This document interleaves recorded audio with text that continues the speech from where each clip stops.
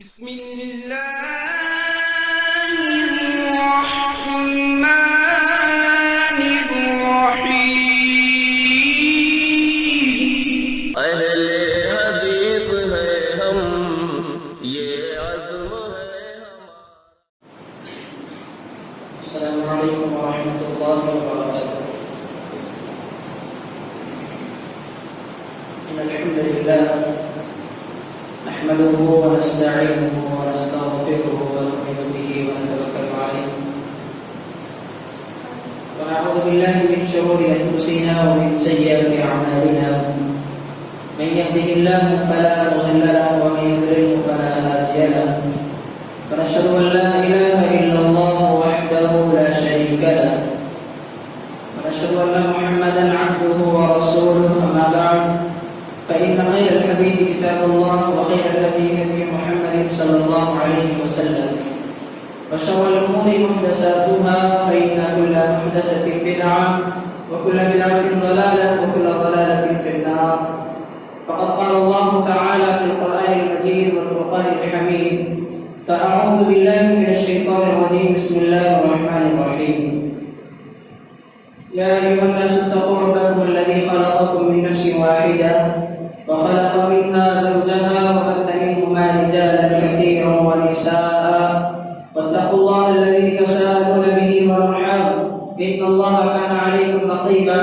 يا أيها الذين آمنوا اتقوا الله وقولوا قولا سديدا يصلح لكم أعمالكم ويغفر لكم ذنوبكم ومن يطع الله ورسوله فقد فاز فوزا عظيما. يا أيها الذين آمنوا اتقوا الله حق تقاته ولا تموتن إلا وأنتم مسلمون واعتصموا بحبل الله جميعا ولا تفرقوا. قال الله تعالى: فلا وربك لا يؤمنون حتى يحكموك فيما شجر بينهم ثم لا يجدوا في أنفسهم حرجا مما قضيت ويسلموا تسليما. وقال الله تعالى: والنجم إذا هوى ما ضل صاحبكم وما غوى وما ينطق عن الهوى إن هو إلا وحي يوحى. قال الله تعالى: وأطيعوا الله وأطيعوا الرسول إن كنتم مؤمنين. قال النبي صلى الله عليه وسلم عن مقدام بن معدي كريم رضي الله عنه قال النبي صلى الله عليه وسلم: ألا إني أوتيت القرآن مثله ومعه، أو كما قال عليه الصلاة والسلام. القسم کی تعریف، حمد و ثنا، بزرگی و برتری اللہ وحدہ لا شریک کے لائق و زیبا ہے. درود و سلام ہو انبیاء کرام پر، بالخصوص ہمارے آخری نبی جناب محمد رسول اللہ صلی اللہ علیہ وسلم پر. اللهم صل على محمد وعلى آل محمد كما صليت على إبراهيم وعلى آل إبراهيم إنك حميد مجيد.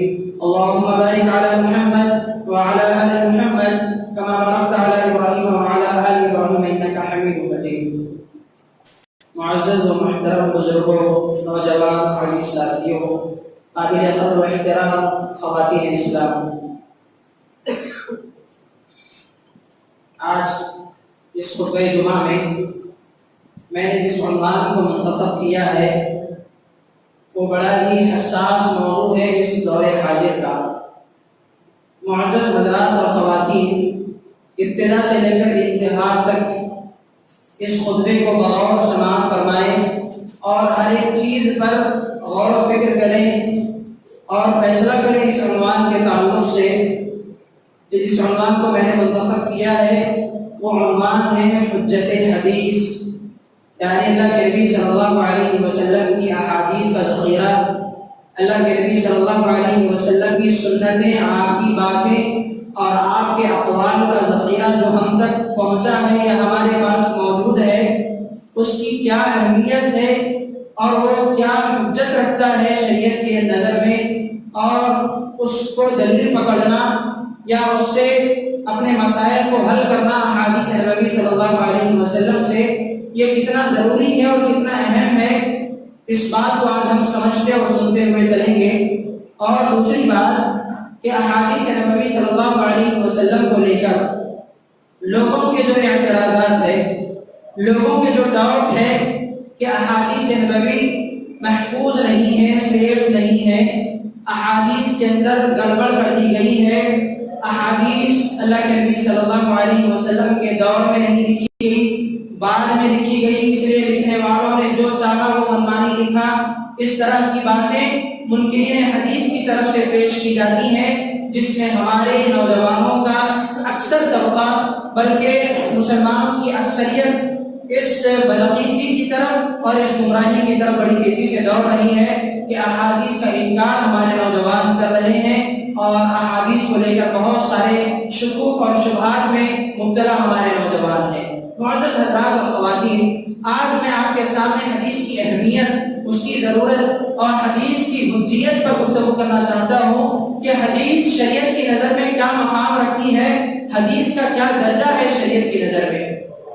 معزز حاضرین، پہلے تو میں آپ کے سامنے قرآنی دلائل کو پیش کروں کہ اللہ تعالیٰ نے قرآن مجید کے اندر کہاں پر اس بات کا حکم دیا کہ ہم احادیث نبوی کو اپنی دلیل مانیں، اللہ کے نبی صلی اللہ علیہ وسلم کے اقوال پر عمل کریں، اللہ کے رسول کی باتوں پر عمل کریں، اللہ کے رسول کے طریقے سے ہم اپنا طریقہ زندگی تلاش کریں۔ یہ کہاں پر اللہ تعالیٰ نے حکم دیا، چند قرآنی آیات کے ذریعے میں آپ کے سامنے رکھوں، لیکن اس سے پہلے میں آپ کے سامنے حدیث کی تعریف اور حدیث کا معنی اور مطلب واضح کر دینا چاہتا ہوں۔ میرے بھائیوں، حدیث اور سنت یہ دونوں کا معنی ایک ہی ہے، دونوں کا معنی ایک ہی ہے۔ سنت کا معنی بھی اللہ کے رسول صلی اللہ علیہ وسلم کا طریقہ یا آپ کے اقوال یا آپ کی باتیں یا پھر اللہ کے نبی صلی اللہ علیہ وسلم کے سامنے کیے جانے والے اعمال جس کو دیکھ کر اللہ کے رسول نے خاموشی اختیار کرنی ہو، اس کو بھی سنت کہا جاتا ہے اور حدیث بھی اسی کو کہا جاتا ہے۔ یعنی جو نبی صلی اللہ علیہ وسلم نے کہا ہو یا کیا ہو یا کسی کو کرتا دیکھ کر آپ نے خاموشی اختیار کرنی ہو، یہ ساری چیزیں حدیث میں یا سنت میں داخل ہے۔ حدیث اور سنت دونوں کا ایک ہی معنی ہے۔ سنت کا معنی ہے راستہ اور راستے کی پیروی کرنا، اگرچہ کہ وہ راستہ اچھا ہو یا برا ہو، مطلب اللہ کے نبی صلی اللہ علیہ وسلم کا راستہ شرعی اصطلاح میں اللہ کے رسول صلی اللہ علیہ وسلم کے راستے کو سنت کہا جاتا ہے، اگرچہ کہ وہ راستہ ہمیں پسند آئے یا نہ آئے، اگرچہ کہ اللہ کے رسول کی باتیں ہماری عقل تسلیم کرے نہ کرے، لیکن ایک مسلمان ہونے کی حیثیت سے ہمارا ایمان اللہ کے رسول کی باتوں کو تسلیم کرنا چاہیے، ہمارا ایمان اللہ کے رسول صلی اللہ علیہ وسلم کے طریقے کو اور آپ کے اقوال کو اور آپ کے اعمال کو قبول کرنا چاہیے۔ یہی ایک کامل مسلمان ہونے کی دلیل ہے۔ معزز حاضرین اور خواتین، سب سے پہلی بات، اللہ کے نبی صلی اللہ علیہ وسلم کی احادیث پر جب ہم گفتگو کرتے ہیں یا حدیث کہتے ہیں تو حدیث کہا کس کو جاتا ہے؟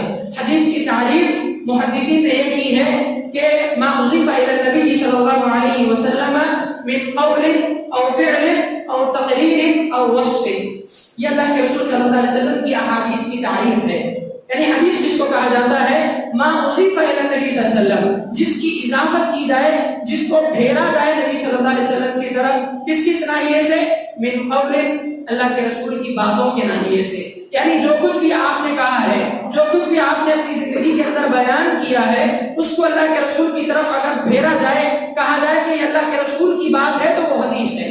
اور فعل یا پھر کاموں کی طرف، اللہ کے رسول نے یہ کام کیا، اللہ کے رسول نماز ایسے پڑھی آپ نے زکات ایسے دی اور آپ نے حج کرنے کا طریقہ ایسے بتایا، روزہ رکھنے کے مسائل آپ نے ایسے بتائے، تو اللہ کے رسول کے کام جب ذکر کیے جائیں، اللہ کے رسول کے افعال اور اعمال جب ذکر کیے جائیں اور کہا جائے کہ یہ اللہ کے رسول کا طریقہ ہے، تو پھر اللہ کے رسول کے کیے جانے والے اعمال حدیث ہیں۔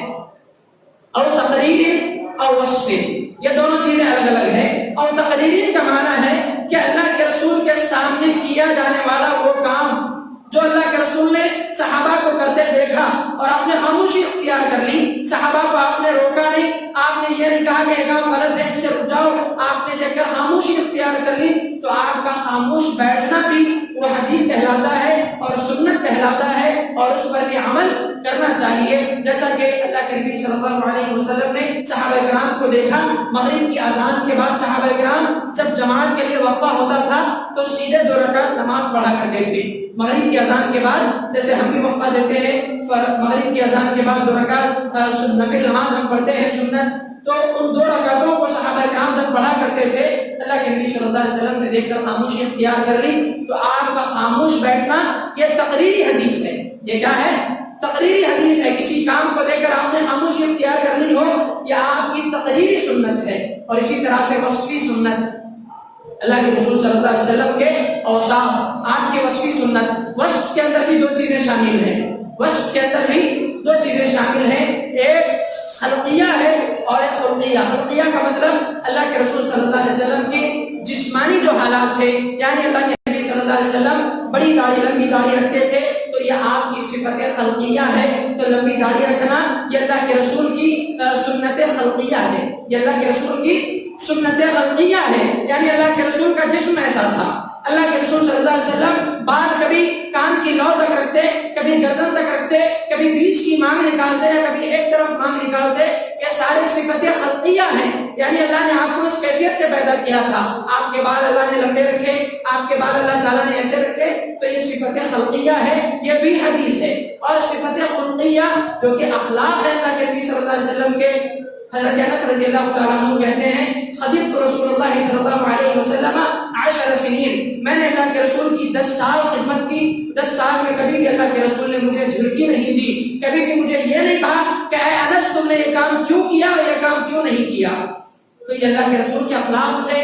تو یہ صفت خلقیہ ہے، اللہ کے رسول کے اخلاق. تو اللہ کے رسول کے اخلاق کو جو حدیثیں بیان کرتی ہیں وہ احادیث بھی سنت ہے، وہ احادیث بھی حجت ہے، اور وہ احادیث بھی دلیل اور جو ہے شریعت کے اندر ایک مقام کا درجہ رکھتی ہے. تو معزز حاضرین، احادیث کی عام طور سے 2 قسمیں ہیں. احادیث کی عام طور سے 2 قسمیں ہیں، ایک سنت عادیہ ہے اور ایک سنت عبادیہ ہے. ایک کیا ہے؟ سنت عادیہ ہے اور دوسری سنت عبادیہ. اور سے سنیں جملوں کو تو سمجھ میں آئے گی بات. سنت عادیہ اور سنت عبادیہ، ہر سنت ایک جیسی نہیں ہوتی ہے، سنتوں میں فرق ہوتا ہے. سنت عادیہ کیا ہے اور سنت عبادیہ کیا ہے؟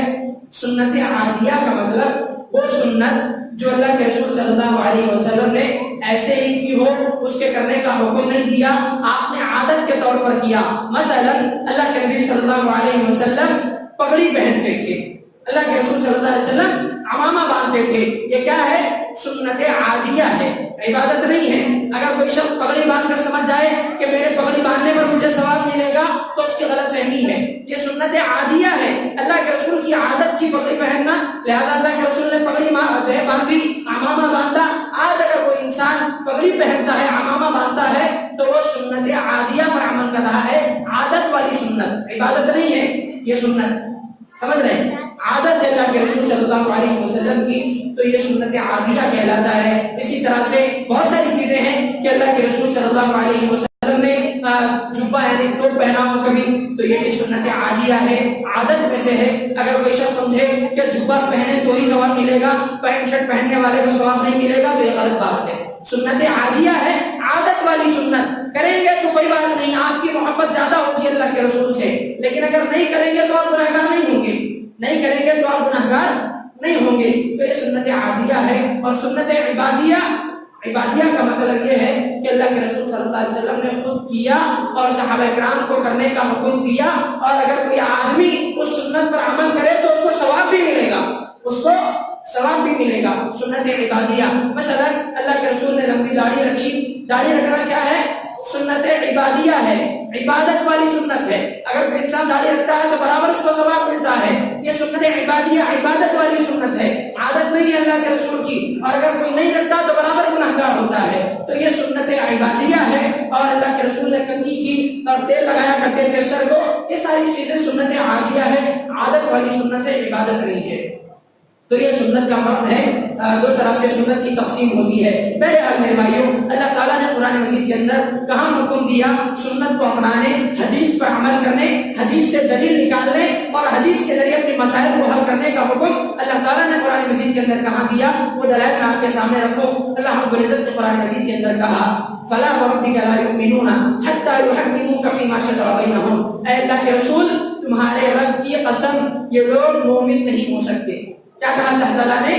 کہ یہ لوگ مومن نہیں ہو سکتے حتی یحکموک فیما شجر بینہم، جب تک کہ یہ اپنے اختلافات میں، اپنے لڑائی جھگڑوں میں آپ کو فیصل نہ مان لے، آپ کو فیصلے کا حل نکالنے والا اور فیصلہ کرنے والا اگر نہ مان لے تو یہ لوگ مومن نہیں ہو سکتے. حتی حتى يحكموك فيما شجر بينهم ثم لا يجدوا في انفسهم حرجا مما قضيت ويسلموا تسليما. صرف یہیں تک نہیں کہ اللہ کے رسول کو فیصلہ کرنے والا مان لے، اللہ کے رسول کو فیصلہ کرنے والا ماننے کے بعد آپ کے فیصلے میں بغیر چون چنا کیے، بغیر کوئی آواز نکالے، بغیر اس پر جو ہے افسوس کرے اور جو ہے تکلیف محسوس کیے کہ اس فیصلے کو مان لے آنکھ بند کر کے. اگر اللہ کے رسول کے فیصلے کو اس طرح نہیں مانتے تو اللہ تعالیٰ نے کیا کہا؟ اپنی ذات کی قسم کھا کر اللہ تعالیٰ نے کہا کہ وہ لوگ مومن نہیں ہو سکتے جو اللہ کے رسول کے فیصلے نہیں مانتے. اب اللہ کے رسول کا فیصلہ ملے گا کہاں؟ اللہ کے رسول کی باتیں ملے گی کہاں؟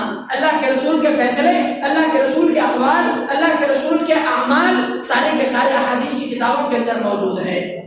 معزز حاضرین، دوسری دلیل اللہ رب العزت نے قرآن مجید کے اندر کہا وَأَطِيعُوا اللَّهَ وَأَطِيعُوا الرَّسُولَ، اللہ کی فرما برداری کرو اور اللہ کے رسول کی فرما برداری کرو. ان کنتم مؤمنین، اگر تم مومن ہو، اطیعوا اللہ وَأَطِيعُوا الرَّسُولَ لَعَلَّكُمْ تُرْحَمُونَ، اللہ کی فرما برداری کرو، اللہ کے رسول کی فرما برداری کرو تاکہ تم پر رحم کر دیا جائے. اللہ تعالیٰ نے جہاں کہیں بھی اطیعوا اللہ وَأَطِيعُوا الرَّسُولَ کہا، اس آیت کا کیا مطلب؟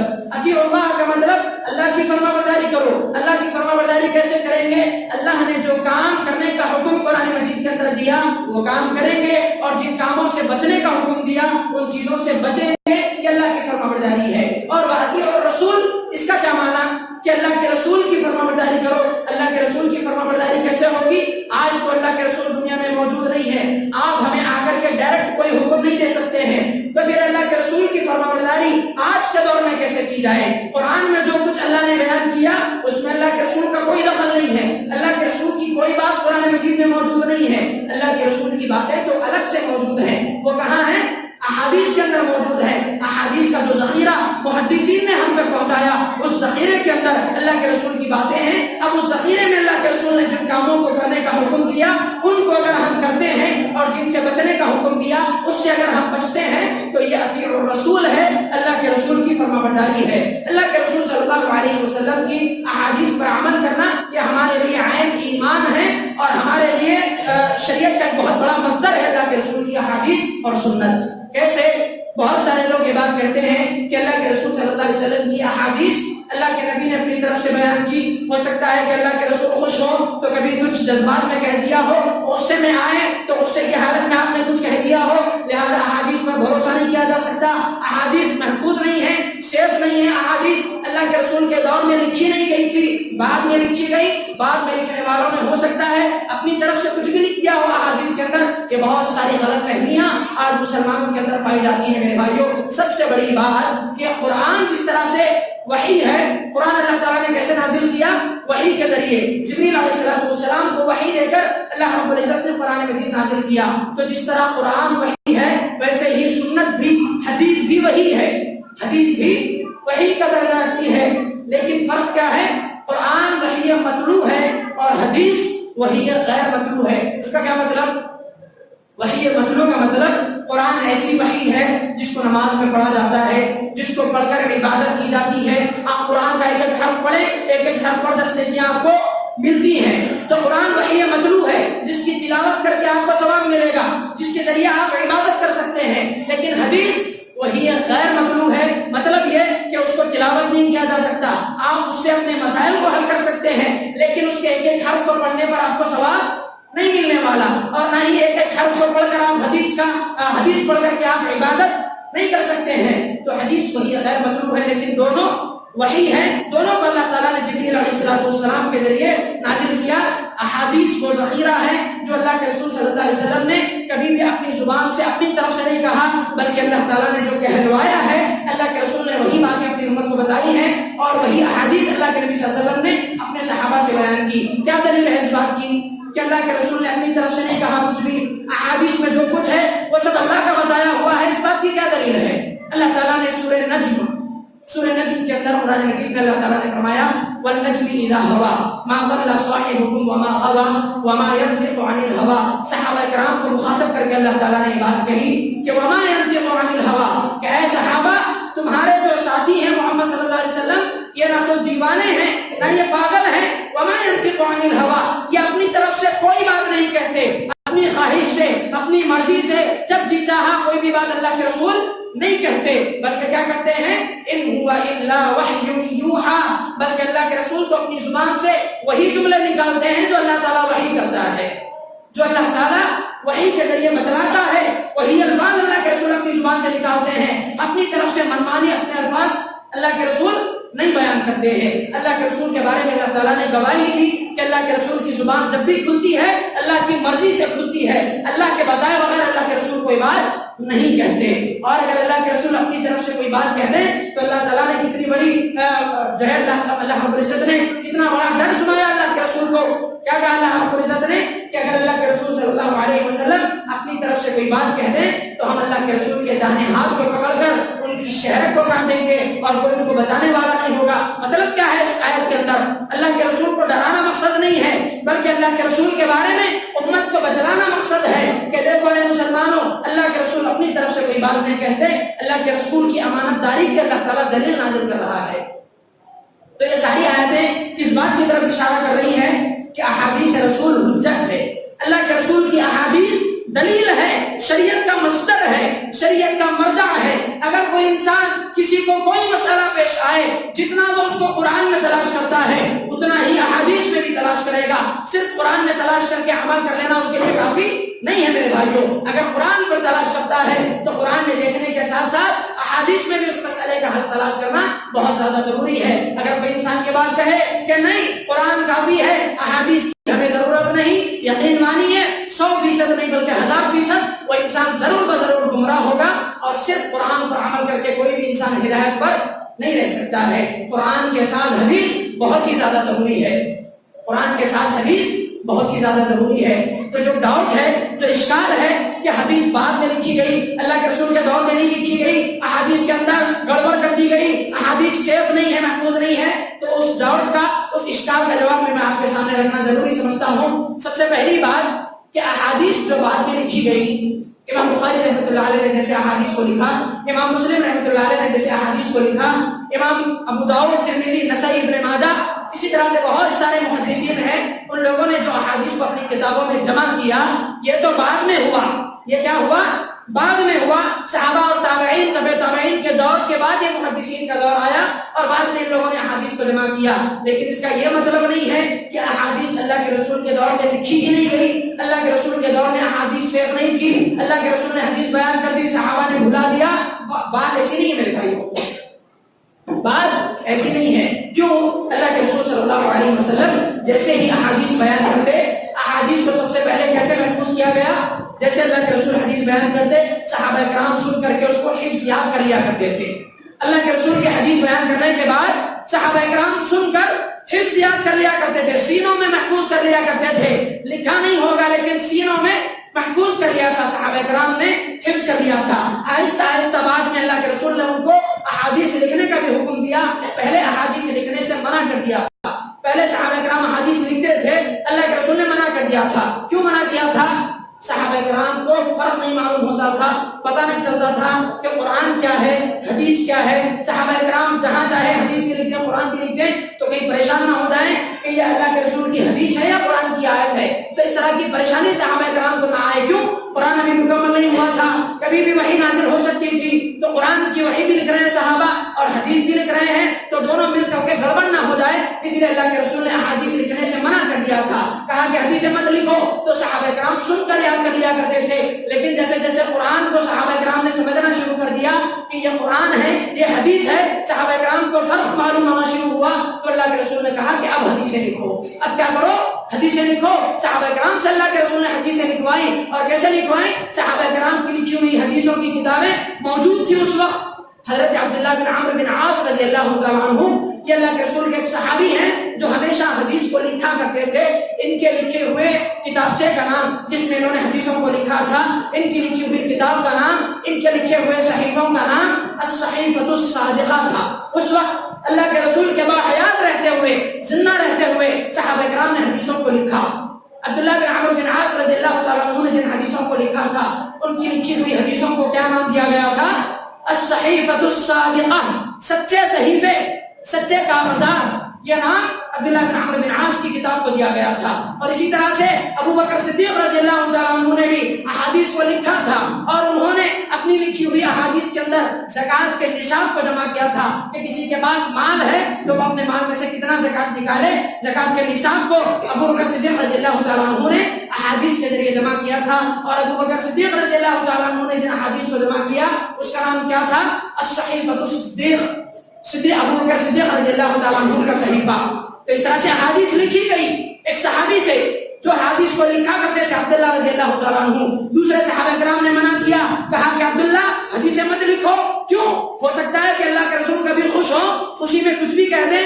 انسان خوشی کے جذبات میں کچھ بھی کہہ دیتا ہے, لہٰذا اللہ کے رسول جذبات میں کچھ بھی کہہ دیں اور تم اس کو بھی لکھ جاؤ, اور کبھی غصے میں آ جائیں, غصے کی بھڑاس میں اللہ کے رسول کی زبان سے کچھ نکل جائے اور تم اس کو بھی لکھ دو گے. پوچھ کر لکھا کرو اللہ کے رسول سے کہ اللہ کے رسول یہ بات لکھوں یا نہ لکھوں. عبداللہ رضی اللہ تعالیٰ عنہ نے حدیث لکھنا بند کر دیا. اللہ کے رسول نے دیکھا, پوچھا کہ عبداللہ کیا بات ہے, آج کل حدیثیں نہیں لکھتے؟ میری بات جیسے زبان سے نکلتی تھی تم نوٹ کرنے لگ جاتے تھے, آج حدیثیں کیوں نہیں لکھ رہے ہو؟ اس صحابی نے کہا اللہ کے نبی ساتھیوں نے منع کر دیا, کہا کہ آپ کبھی خوش ہوں گے تو کچھ کہہ دیں گے جذبات میں, اور کبھی غصے میں ہوں گے تو کچھ کہہ دیں گے, اس لیے میں نہیں لکھ رہا ہوں, آپ سے پوچھ کر لکھنے کے لیے کہا ہے. اللہ کے نبی صلی اللہ علیہ وسلم نے فرمایا یا عبداللہ اکتب کل ما سمع منی, میری زبان سے جو کچھ ہر بات لکھا کرو, مجھ سے جو کچھ سنتے ہو ہر بات لکھا کرو, کیونکہ اس زبان سے جو بھی نکلتا ہے نا صرف حق نکلتا ہے. کیا نکلتا ہے؟ اس زبان سے جو بھی نکلتا ہے حق نکلتا ہے, میری ہر بات لکھا کرو. اللہ کے رسول نے اس وقت پھر لکھنے کا حکم دیا تو صحابہ کرام نے پھر حدیثوں کو لکھنا شروع کیا. صحابہ کرام نے حدیثوں کو لکھا اور اللہ کے رسول نے بھی اپنی حدیث کو لکھ کر کے جمع کیا. جیسا کہ آپ کا مرض الموت کا جب وقت قریب آیا, آپ مرض الموت میں مبتلا تھے, اللہ کے رسول صلی اللہ علیہ وسلم نے صحابہ کرام سے کیا کہا کہ ایک ورق لاؤ تاکہ میں تمہیں کچھ نصیحتیں لکھ کر کے دوں. کیا کہا اللہ کے رسول نے؟ ایک ورق لاؤ تاکہ میں تمہیں حدیثیں لکھ کر دوں, میں تمہیں کچھ نصیحتیں لکھ کر دوں. اس سے کیا پتا چلا حدیثیں بعد میں نہیں لکھی گئی بلکہ اللہ کے رسول کے دور سے لکھی جا رہی ہیں حدیثیں. صحابہ کرام نے لکھا, اللہ کے رسول نے خود لکھ کر کے دی نصیحتیں, اور اسی طرح سے سارے صحابہ کرام نے سینوں میں اپنی احادیث کو محفوظ کیا. احادیث اس وقت سے محفوظ ہے, لیکن ہاں کتابوں کی شکل میں بعد میں آئی. امام بخاری رحمۃ اللہ علیہ نے اپنی محنت کے ذریعے انہوں نے احادیث کو جمع کیا اور اس کتاب کو انہوں نے اپنا نام دیا بخاری کے نام سے. امام مسلم نے اپنی محنت سے احادیث کو جمع کیا اور اس کو انہوں نے اپنا نام دیا. حدیثیں محفوظ ہیں میرے بھائیوں, اور حدیثوں کو محفوظ کرنے کے دو طریقے اس وقت موجود تھے. پہلا طریقہ لکھ کر کے محفوظ کیا گیا, اور دوسرا طریقہ سفر کر کے صحابہ کرام تابعین تبع تابعین احادیث کا علم حاصل کرتے تھے. سفر کر کے پتا چلا مدینے کے صحابی کو کہ مصر میں کوئی حدیث بیان کرنے والا ہے اللہ کے رسول کی, تو مدینہ سے مصر کا سفر کرتے اور وہاں جا کر اس سے حدیث لے کر آتے. اور احادیث کے معاملے میں صحابہ نے, تابعین نے, محدثین نے, سب نے بڑا ہی احتیاط برتا ہے. ایسے ہی اہل غیروں سے حدیثیں نہیں لی, محدثین نے بڑے غور و فکر سے کام لیا. کسی کے اوپر شک بھی ہو جاتا نا کہ آدمی جھوٹا ہے, بے نمازی ہے, بدماش ہے, لوگوں کو دھوکہ دیتا ہے, ایسے آدمی کی حدیثیں محدثین نہیں لیا کرتے تھے. اور اگر کبھی لے بھی لیتے اس سے حدیث تو پھر اس کی ان حرکتوں کو دیکھ کر اس حدیث پر ضعیف ہونے کا حکم لگاتے تھے کہ اس آدمی کی حرکتیں ٹھیک نہیں تھی, لہذا اس کی بیان کردہ حدیث ضعیف ہے. تو میرے بھائیوں محدثین نے بڑا احتیاط برتا ہے. حدیثیں محفوظ ہیں, حدیثوں پر انگلیاں نہ اٹھاؤ, یہ منکرین حدیث کا رویہ ہے کہ حدیث کا انکار کرنا چاہتے ہیں تو احادیث پر حملہ کرنے کے لیے یہ شوشہ چھوڑ دیتے ہیں عوام کے درمیان کہ حدیثیں محفوظ نہیں ہیں, حدیثیں سیف نہیں ہیں, احادیث میں گڑبڑ کر دی گئی. میرے بھائیوں کیسے گڑبڑ ہوگی احادیث میں, کیسے گڑبڑ ہوگی؟ محدثین نے اتنی باریکی سے کام لیا ہے احادیث کے مسئلے میں. میں آپ کو بتاؤں دو مثالیں. امام بخاری رحمۃ اللہ علیہ ایک مرتبہ شہر بخارا سے, اور امام بخاری رحمۃ اللہ علیہ وہ محدث ہیں جنہوں نے اپنی پوری زندگی لگا دی احادیث کا علم حاصل کرنے, صحیح احادیث کو جمع کرنے کے لیے. اس لیے پوری امت کا اتفاق ہے اصح الکتب بعد کتاب اللہ صحیح البخاری. پوری دنیا کے مسلمانوں کا اتفاق ہے کہ سب سے زیادہ صحیح کتاب قرآن مجید کے بعد اگر اس دنیا میں کوئی ہے تو کون سی کتاب ہے؟ صحیح بخاری. کیوں؟ امام بخاری رحمۃ اللہ علیہ بخارا میں حدیث کا علم حاصل کرنے کے بعد بلخ گئے, بغداد گئے, مکہ گئے, کوفہ گئے, اسقلان گئے, بہت سارے ممالک انہوں نے سفر کیا صرف حدیث کا علم حاصل کرنے کے لیے. اور اسی طرح سے 20 سال کا عرصہ سعید بن مسیب رحمۃ اللہ علیہ کے پاس انہوں نے گزارا حدیث کا علم حاصل کرتے ہوئے. اتنی زندگیاں محدثین نے اپنی لگائی ہے حدیث کے پیچھے, لیکن منکرین حدیث زبان کھول کر کے کہہ دیتے ہیں احادیث کی حفاظت نہیں کی گئی, احادیث کو منوانے لکھا ہے محدثین نے. نعوذ باللہ من ذلک. امام بخاری رحمۃ اللہ علیہ کی امانت داری, امام بخاری رحمۃ اللہ علیہ کا ایمان دیکھیں آپ احادیث کو لکھنے کے سلسلے میں امام بخاری رحمۃ اللہ علیہ ایک مرتبہ شہر بخارا سے نکلے حدیث لینے کے لیے. بہت دور کا سفر انہوں نے کیا تھا. راستے میں کوئی سواری ملتی تو ان کو تھوڑا سا مدد مل جاتی ورنہ پیدل چلتے ہوئے بڑی لمبی مسافت طے کر کے امام بخاری رحمۃ اللہ علیہ ایک آدمی کے پاس گئے تاکہ اس سے حدیث لیں. پتہ چلا تھا کہ اس کے پاس حدیث ہے. حدیث لینے کے لیے گئے تو دیکھا ابھی دور کھڑے ہیں امام بخاری رحمۃ اللہ علیہ. وہ آدمی اپنے دامن کو پھیلا کر, اس کے پاس ایک جانور تھا, گھوڑا یا بکری کچھ بھی تھی ہوگی, تو بہرحال وہ اپنے دامن کو پھیلا کر وہ اس جانور کو اپنے طرف بلا رہا ہے. جیسے ہم بھی کرتے ہیں نا, ہاتھ بتا کر جانور کو بلاتے ہیں آؤ کہہ کر, حالانکہ ہمارے ہاتھ میں ہوتا کچھ بھی نہیں ہے, ہم بلاتے ہیں جانور کو. تو ویسے ہی وہ آدمی جس کے پاس حدیث تھی, امام بخاری حدیث لینے گئے تھے, اس آدمی نے اپنے دامن کو پھیلایا اور جانور کو بلا رہا ہے آؤ آؤ کہہ کر کے. امام بخاری رحمۃ اللہ علیہ نے دور سے ماجرا دیکھا کہ اس کا دامن خالی ہے, کچھ بھی نہیں ہے اس کے دامن میں کھلانے کے لیے, اور وہ جانور کو جھوٹ بول کر بلا رہا ہے. امام بخاری رحمۃ اللہ علیہ نے دیکھ کر سوچا کہ جو آدمی جانور کو دھوکہ دے سکتا ہے کیا وہ مجھے دھوکہ نہیں دے سکتا, لہذا اس کی بیان کردہ حدیث جھوٹی ہو سکتی ہے. حدیث لیے بغیر وہاں سے واپس چلے آئے. حدیث لیے بغیر امام بخاری رحمۃ اللہ علیہ وہاں سے واپس چلے آئے, اس آدمی سے حدیث نہیں لی. اس سے زیادہ ایمانداری کیا چاہیے؟ بتاؤ یہ باتیں منکرین حدیث کو لے جا کر کے. اسی طرح سے صحیح مسلم کبھی پڑھو, صحیح مسلم کی حدیث نمبر 595 کتاب الطہارہ کے اندر آپ پڑھیں. حدیث نمبر 559 کتاب الطہارہ. اس بات کے اندر ایک حدیث امام مسلم رحمۃ اللہ علیہ نے ذکر کی. ویسی سینکڑوں مثالیں موجود ہیں, ایک مثال میں آپ کو دے رہا ہوں. امام مسلم رحمۃ اللہ علیہ نے اس ایک حدیث کے اندر دو لفظ انہوں نے استعمال کیے. پہلا لفظ حدثنا سے اور دوسرا لفظ حدثنی سے. حدثنا کا مطلب ہم سے انہوں نے حدیث بیان کی, یعنی وہ اپنے استاد کے بارے میں کہہ رہے ہیں کہ ہمارے استاد نے ہم سے حدیث بیان کی. حدثنا مطلب ہم سب سے حدیث بیان کی, اور حدثنی کا مطلب صرف مجھ سے بیان کی. استاد ایک ہی ہیں, دو جملے لانے کی کیا ضرورت. حدثنا ہم سب سے حدیث بیان کی وہی استاد ہے, پھر کہہ رہے ہیں حدثنی مجھ سے حدیث بیان کی. آدمی ایک ہی ہے. اگر حدیث کو صرف لوگوں تک پہنچانا مقصد ہوتا تو حدثنی کہہ کر کے کام چلا دیتے, یا حدثنا کہہ کر کام چلا دیتے کہ ہم سے حدیث بیان کر دی بس کافی ہے. حدثنا اور حدثنی کا فرق انہوں نے کیوں بیان کیا؟ اس لیے بیان کیا کیونکہ وہ جو استاد تھے ان کے حدثنا کا مطلب ایک مرتبہ پورے مجمع میں انہوں نے ان سے حدیث بیان کی امام مسلم رحمۃ اللہ علیہ سے, اس لیے امام مسلم نے حدثنا کا لفظ استعمال کیا, اور پھر وہی استاد نے اکیلے تنہائی میں بھی امام مسلم رحمۃ اللہ علیہ سے وہ حدیث بیان کی, تو پھر اس لیے انہوں نے حدثنی کا بھی لفظ استعمال کیا. بتاؤ اس سے زیادہ ایمانداری کیا چاہیے, اس سے زیادہ امانت داری کیا چاہیے حدیث پر عمل کرنے کے لیے؟ میرے بھائیوں, حدیث سے محفوظ ہے, حدیث دلیل ہے, حجت ہے, شریعت کا مصدر ہے. میرے بھائیوں, اللہ کے رسول صلی اللہ علیہ وسلم نے اپنے دور میں پیشن گوئی کر دی تھی کہ منکرین حدیث آئیں گے, حدیث کا انکار کرنے والے. اللہ کے رسول نے کیا کہا تھا؟ مقدام بن معدی کریم رضی اللہ تعالیٰ عنہ کہتے ہیں, ابن ماجہ کی حدیث ہے, ابن ماجہ ہے نا, اس کتاب کے اندر حدیث موجود ہے. اللہ کے رسول صلی اللہ علیہ وسلم نے فرمایا تھا یوشک ان یقعد رجلا علی ارکتہ, جو اپنے گدی پر بیٹھا ہوگا, اپنے مسند پر آرام سے ٹیک لگا کر بیٹھا ہوگا, یحدث عنہ حدیث من حدیث, اور اس سے میری احادیث میں سے کوئی حدیث بیان کی جائے گی تو وہ کیا کہے گا؟ بیننا و بینکم کتاب اللہ, ہمارے اور تمہارے درمیان اللہ کی کتاب قرآن ہے, وہی کافی ہے.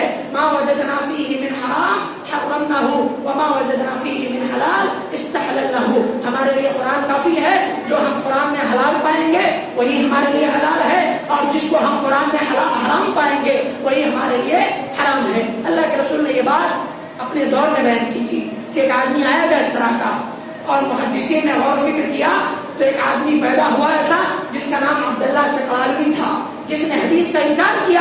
اس کے سامنے حدیث پیش کی گئی تو اس نے یہی بات کہی کہ ہمارے لیے قرآن کافی ہے, ہمیں حدیث کی ضرورت نہیں. اللہ کے رسول صلی اللہ علیہ وسلم نے اس کے بعد کہا, الا سنو کان کھول کر کے, ما حرم رسول اللہ, جس چیز کو اللہ کے رسول حرام قرار دیں, مثل ما حرم اللہ, تو وہ ویسے ہی حرام ہے جیسے اللہ نے حرام کیا. وما استحلل رسول اللہ, اور جس چیز کو اللہ کے رسول حلال قرار دیں تو وہ ایسے ہی ہے جیسے اللہ نے حلال قرار دیا. اللہ کا حلال قرار دینا اللہ کے رسول کے حلال قرار دینے کے برابر ہے, اور اللہ کے رسول کا حلال حرام قرار دینا اللہ کے حلال اور حرام قرار دینے کے برابر ہے. اللہ کے رسول کی احادیث کوئی کم نہیں ہے قرآن مجید سے. ہاں, تلاوت میں درجے میں کم ہوں گی, لیکن پر ہے، لیکن جب دلیل لینے کی باری آئے گی، مسائل کو نکالنے کی بات آئے گی، اب جو ہے دلیل بنانے کی بات آئے گی، تو ہم قرآن کو بھی اتنی ہی دلیل مانیں گے، حدیث کو بھی ہم اتنا ہی دلیل مانیں گے۔ میرے بھائیوں، میں ایک بات آپ کے سامنے کہنا ضروری سمجھتا ہوں کہ اگر آپ صرف قرآن کو مانتے ہیں، احادیث کا انکار کرتے ہیں، یقین مانیے آپ شریعت کے کسی بھی مسئلے پر عمل نہیں کر سکتے۔ شریعت نہ نماز سیدھی پڑھ سکتے ہیں، نہ روزہ رکھ سکتے ہیں، نہ زکات دے سکتے ہیں، نہ جو ہے دعائیں صحیح سے آپ پڑھ سکتے ہیں، اور نہ ہی آپ کوئی بھی عبادت صحیح سے حج تک آپ درست نہیں کر سکتے۔ حج بھی آپ صحیح طریقے سے نہیں کر پائیں گے۔ کیوں؟ اللہ تعالیٰ نے قرآن مجید کے اندر کہا اقیموا الصلاۃ، نماز قائم کرو، وارکعوا مع الراکعین، رکوع کرو رکوع کرنے والوں کے ساتھ۔ منکرین حدیث سے پوچھو جا کر، کہتے ہیں قرآن کافی ہے، حدیث کی ضرورت نہیں، حدیثوں میں گڑبڑ کر دی گئی۔ ارے بے وقوفو، احادیث کے اندر گڑبڑ نہیں کی گئی ہے، احادیث کو نہیں ماننا ہے تمہاری بدمعاشی ہے۔ کیوں؟ قرآن کو منمانی استعمال کرنے کے لیے، قرآن سے اپنی مرضی کا مطلب نکالنے کے لیے تم احادیث کا انکار کرتے ہو۔ میں تم سے ایک سوال کرتا ہوں عقل مندی کا، اگر تم احادیث کا انکار کرتے ہو، اگر تم کہتے ہو کہ قرآن کافی ہے، تو پھر بتلاؤ ظہر کی 4 رکعت نماز پڑھو، قرآن میں اللہ نے کہاں پر اللہ نے قرآن میں یہ بات کہی کہ ظہر کی نماز 4 رکعت پڑھو، 1 رکعت میں 1 رکوع کرو، 1 رکعت میں 2 سجدے کرو؟ کہاں کہا اللہ نے؟ ہے کہیں پر قرآن میں؟ ہے؟ ہرگز نہیں ہے۔ تو پھر پوچھو منکرین حدیث سے کیسے پڑھتے ہیں نماز؟ فجر کی 2 رکعت پڑھو، کہاں کہا اللہ نے؟ ہے قرآن مجید میں فجر کی 2 رکعت نماز پڑھو؟ کہیں بھی نہیں ہے میرے بھائیوں۔ مغرب کی 3 رکعت پڑھو، کہیں بھی نہیں ہے۔ رکعتوں کی تعداد تک قرآن نے نہیں بیان کی۔ ہاں چلو رکوع میں سبحان ربی العظیم پڑھو، کہاں کہا اللہ نے قرآن میں؟ ہے کہیں پر؟ کہیں نہیں ملے گا۔ اللہ کے رسول کی احادیث کی طرف آنا پڑے گا، اللہ کے رسول کے طریقے کی طرف آنا پڑے گا۔ اللہ کے رسول نے کہا ہے رکوع میں کیا پڑھنا ہے، سجدے میں کیا پڑھنا ہے، تشہد میں کیا پڑھنا ہے، اور ظہر کے اندر 4 رکعتیں پڑھنی ہیں، عصر میں 4 پڑھنی ہیں، مغرب میں 3 پڑھنی ہیں، عشاء میں 4، فجر میں 2۔ اللہ کے رسول نے رکعتوں کی تعداد بتلائی، قرآن نے نہیں بتلایا۔ قرآن نے کہا اقیموا الصلاۃ، بس نماز قائم کرو۔ کیسے کرنا ہے نہیں کہا۔ زکات دیتے ہیں، اللہ تعالیٰ نے کہا وآتوا الزکاۃ، زکات ادا کرو۔ تعداد بتایا، اللہ تعالیٰ نے مقرر کی، نصاب بتایا اللہ نے، اتنا مال ہو تو اتنے میں سے اتنا زکات نکالو، بتایا اللہ نے؟ نہیں بتایا۔ اللہ تعالیٰ نے زکات کا نصاب ہی نہیں بتایا قرآن مجید کے اندر۔ کہنے کا مطلب یہ نہیں ہے کہ قرآن ادھورا ہے، نعوذ باللہ، قرآن مکمل ہے اپنی جگہ، لیکن قرآن کو سمجھنے کے لیے احادیث اتنی زیادہ ضروری ہے، احادیث اتنی زیادہ ضروری ہے۔ اس لیے حج کرتے ہیں، کہاں اللہ تعالیٰ نے قرآن مجید کے اندر کہا کہ ایک مرتبہ میں جب ایک مرتبہ عمرہ کرو یا حج کرو تو 7 طواف کرو، حج کرنے جب جاؤ تو صفا مروہ کی سعی کرو؟ کہاں اللہ نے قرآن مجید کے اندر کہا؟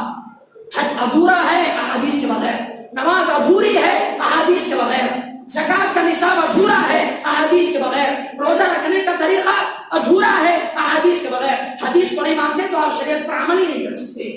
میں ایک اور سوال منکرین حدیث سے پوچھنا چاہتا ہوں۔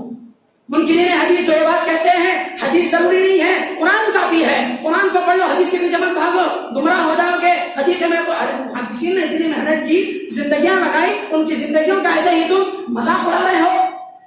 امام بخاری رحمۃ اللہ علیہ، امام مسلم رحمۃ اللہ علیہ، دیگر محدثین اور کتب ستہ کے سارے محدثین جو کہ مشہور ہے سیاہ ستہ، لوگ سیاہ ستہ کہتے ہیں، سیاہ مت کرو، سیاہ ستہ نہیں، سیاہ ستہ، سیاہ مطلب کالے کو کہتے ہیں، سیاہ ستہ کالی 6 کتابیں، تو سیاہ ستہ نہیں بولنا چاہیے، سیاہ ستہ 6 صحیح کتابیں، تو ساری کی ساری 6 صحیح نہیں ہے، 2 بخاری اور مسلم بڑی مشہور ہے، صحیح ہے، باقی سب کے اندر ضعیف احادیث بھی ہیں، صحیح احادیث بھی ہیں۔ ہم صحیح احادیث کو لے لیں گے، ضعیف احادیث کو چھوڑ دیں گے۔ اگر کسی مسئلے میں صحیح حدیث نہ ملے تو ضعیف حدیث پر عمل کر لیں گے، لیکن سب سے پہلے صحیح حدیث پر عمل کریں گے۔ تو 1-2 باتیں ذکر کر کے اپنی بات کو ختم کروں گا۔ منکرین حدیث سے یہ سوال آپ کریں، کبھی بھی کوئی آدمی آپ سے کہے کہ نہیں بھائی قرآن کافی ہے، حدیث کے پیچھے مت بھاگو، حدیث کی ضرورت نہیں ہے، ٹائم ویسٹ ہے، نعوذ باللہ، ایمان برباد ہو جائے گا۔ اگر اللہ کے رسول کی احادیث کے بارے میں یہ بات کہیں گے کہ ٹائم ویسٹ ہے، وقت ضائع چیزیں حدیثیں،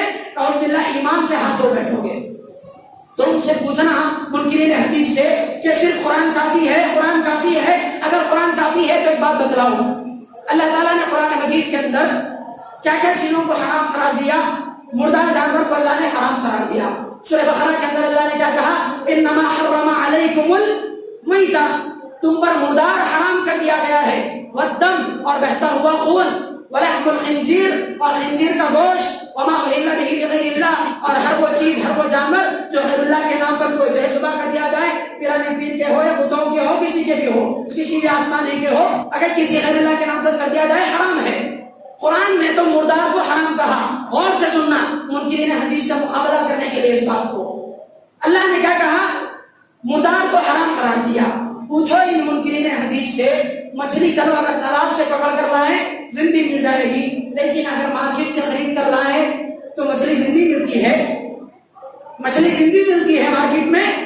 نہیں، خرید کر کے دو تین دن ہو جاتے ہیں، بدبو آنے لگتی ہے مچھلیوں سے مر کر کے، تو مری ہوئی مچھلی مارکیٹ میں ملتی ہے۔ قرآن تو مردار کو حرام کہہ رہا ہے، پھر اس مری ہوئی مچھلی کو وہ لوگ بھی کھا رہے ہیں جو منکرین حدیث ہے، وہ لوگ بھی کھا رہے ہیں جو حدیث پر حملہ کر رہے ہیں، وہ لوگ بھی کھاتے ہیں جو حدیث کو حجت نہیں مانتے، سارے کے سارے حدیث جو ہے مچھلیاں نگل رہے ہیں مری ہوئی۔ کیا بات ہے؟ دلیل کیا ہے ان کے پاس؟ قرآن میں تو اللہ حرام کہہ رہا ہے مری ہوئی مچھلی کو، پھر کیا دلیل ہے مری ہوئی مچھلی کھانے کی؟ حدیث ہے دلیل، حدیث کی طرف آنا پڑے گا۔